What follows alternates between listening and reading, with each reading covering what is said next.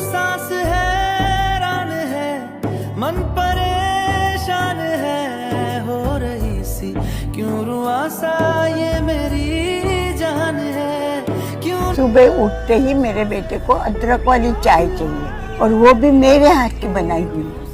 Phone करके देखो। किया था माँ जी, उठाया नहीं। हफ्ता हफ्ता बाहर गाँव रहता है, सारा दिन काम काम काम। आसमान के सितारे पिज्जा का तो बड़ा शौकीन है पहले से। में आज टूटते हैं यूं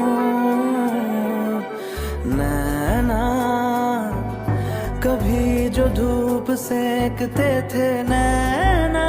बेटे का फोन आया? नहीं माँ जी, आपने जो सुंदर सुंदर कुर्तियाँ बनाई है ना, उसके लिए। जिन्होंने ली थी ये